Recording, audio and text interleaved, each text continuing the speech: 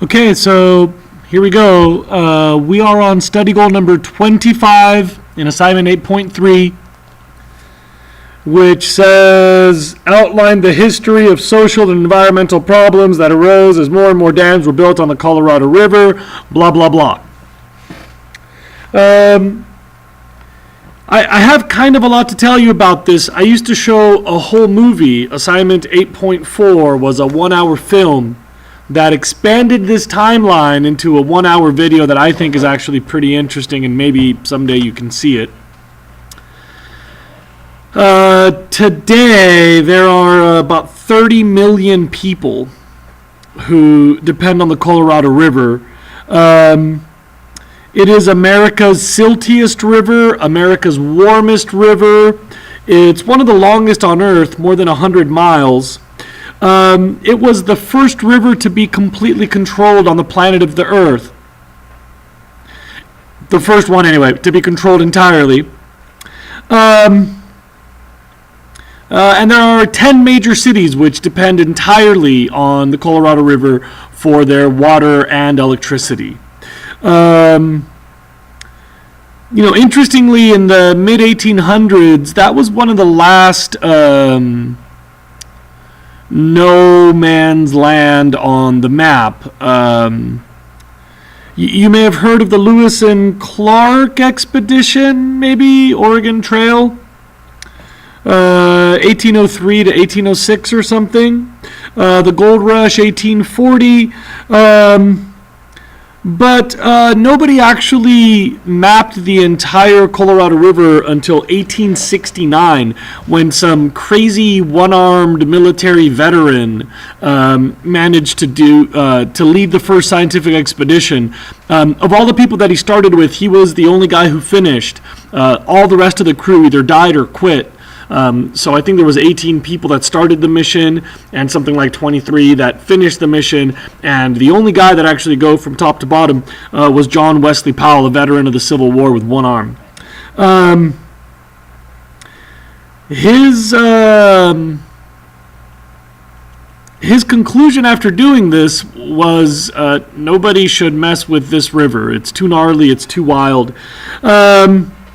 But by the early 1900s, it was just too tempting. In 1922, the United States government decided that they would divide the water, give half to the mountain states and half to the desert states. I don't really know my geography, and I can't quite see the map, but I think like Wyoming, Colorado, Idaho, maybe as the mountain ones, and New Mexico, Nevada, Arizona as the desert ones. They divided the river 50-50. And Hoover Dam started construction in the early 1930s. They dedicated it in 1935. I don't know if you know a lot about American history, but in the 1930s, a big old project like this was a really big whoop for the American economy. It solved two problems at once. It provided a ton of jobs, and it provided a ton of water. And you might know about the Dust Bowl and farming and no food because there was no water, and so no jobs because the economy was crashing. This was a big turnaround in the American morale. This was like one of those things that made the United States very purposeful and excited. And Hoover Dam was a pretty remarkable feat of engineering. At that time, it was the largest construction ever, the most concrete, the most workers, just like we now think of the Three Gorges Dam. But unlike the Three Gorges Dam, this one was built entirely in 4 years. That's actually kind of remarkable. If you've been there a 4-year, I don't know if you've seen like that stupid elevator right outside the door over here. It took like 2 years. To build Hoover Dam in 4 years is actually quite a feat. And people were inspired and they were excited, and man had conquered nature, and the American economy was going to win. Over the next 20 years, we built dams all over the place. A single river, the Columbia River, there's a map on the whiteboard, over there. If you look over there in the Washington-Oregon border, there's a place called the Columbia River. In a period of 20 years, we put more than 50 dams on that one river. That used to be our biggest salmon run in the United States, by the way. I believe that was the biggest salmon river on Earth. Now there are almost no salmon left on the Columbia River. By 1956, the Columbia's salmon run had been reduced by more than 90%. We added more dams along the Colorado, Glen Canyon in 56. By 1967, there were 10 dams on the Colorado, and we could block every single drop. We could control every drop of water leaving the Colorado River so that nothing returned to the ocean. This is talking about the history of the United States. This is big stuff. Major construction, major money, major labor, major public works, major shifts in the economy, major shifts in productivity, major drops in food prices, major development of agriculture. Many people argue that the dam building era on the Colorado River was really the final leap forward for the United States coming out of World War II, leverage all that baby boom excitement. This was a key moment in the United States.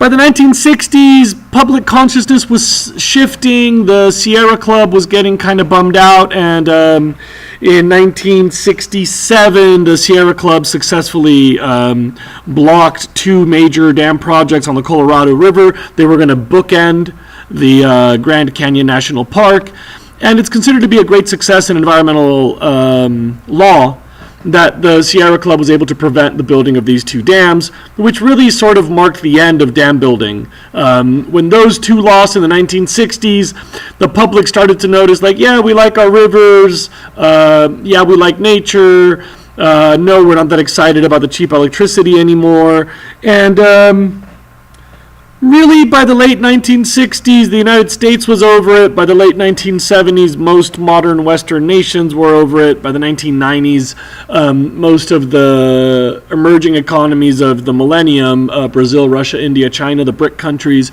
they were over it.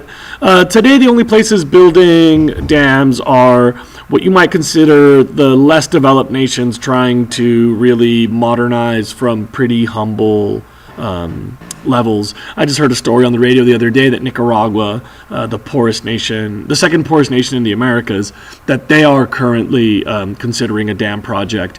It's really become sort of a desperate last resort for the poorest nations only. In 1983, there was a lot more rain than people expected. In 1983, Glen Canyon almost collapsed. There was so much water that they had to open all of the floodgates, and huge boulders started to go through those tunnels and were causing cracks, and like chunks of concrete and rebar started spitting out. People were, head between their legs, kissing their futures goodbye. And this period of flooding, when they had to dump water to prevent utter catastrophe, was followed by a really remarkable year.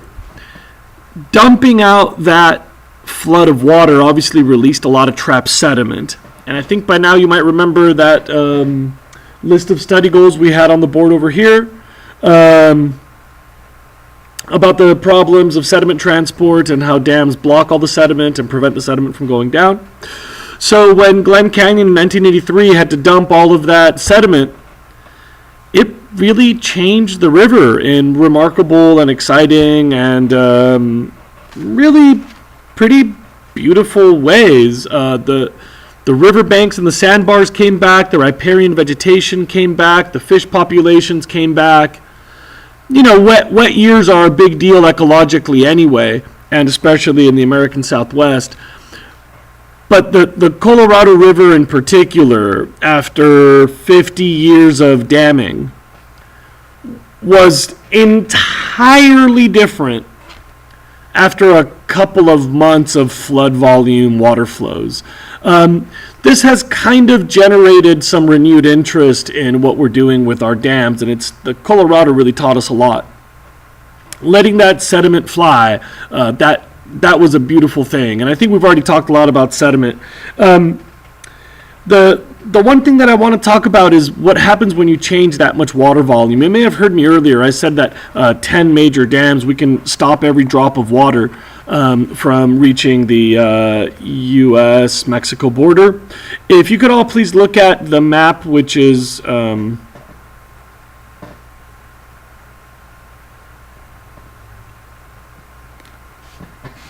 there, that map. Yeah, if you can look at that map. You can hopefully see that the Colorado Basin, the darkest brown spot on the map there, drains into that little tiny slender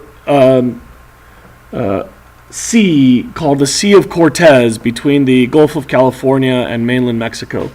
I think everybody knows, right, between Baja and Mex.